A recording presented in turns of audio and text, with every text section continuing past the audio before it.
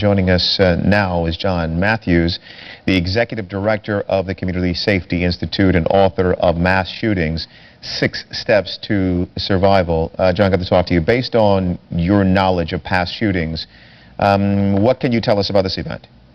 Well, this is looking more and more like workplace violence, and workplace violence is the #1 cause of mass shootings in this country, followed by church shootings and then school shootings. And usually in workplace violence, we see a single shooter or a lone gunman, a disgruntled employee who is going to take out his frustrations, feelings, usually on primary targets, individuals in the workplace, and then once he takes them out, he opens up fire on anyone that he can shoot or anyone that he can see. This is looking more like a workplace violence incident. We'll know, though, when we find out more about the second suspect. Yeah, I'll get to that more on the workplace violence side of this in just a second.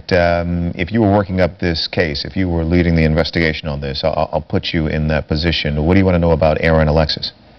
I want to know everything I can about him. I want to know his background. I want to know his associates. I want to know his relationships. I want to know his beliefs. What does he believe in? And I need to know his motive. And motive is very important because, again, it's going to lead us down a path towards, was it a lone individual that is disgruntled and we don't have to worry about further attacks?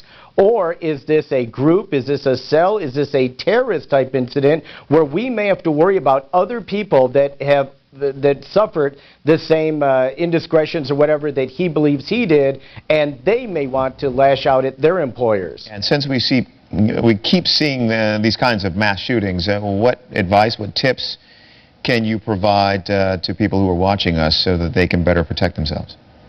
Well, anyone can look at the book Mass Shootings, 6 Steps for Survival and understand that the first thing they have to do is exit. And we heard many witnesses today say they heard gunshots, but it was a minute or two later before someone told them to seek cover or to exit the building. We've got to realize with the number of shootings that we're having in this country, if you hear something strange or out of place, an explosion or gunshots, you've got to get out of there. You've got to get away from the shooter as fast as possible. Exiting is the #1 thing you can do. After that, to find cover. Protect yourself from the bullets.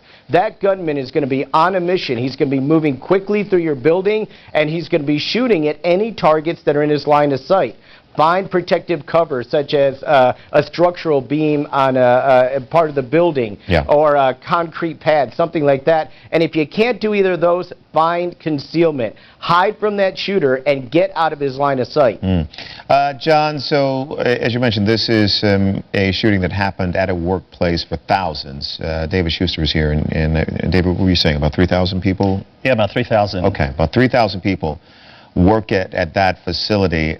Do you find, generally speaking, that companies are developing plans on how to respond to workplace violence incidents? Well, I think corporations are a little bit below. I think they're behind the schools a little bit. We had the school shootings, Columbine, Jonesboro, Pearl, Paducah, and schools are really ahead of the corporations right now. But again, with workplace violence being the #1 reason for these mass shootings, we've got to do more in corporate America to reach out to our employees and say, this is how you protect yourself, and these are the specific steps you can take to survive one of these horrible incidents. All right, John, appreciate it. I want to quickly go to the mayor, Mayor Gray, Vincent Gray, Washington,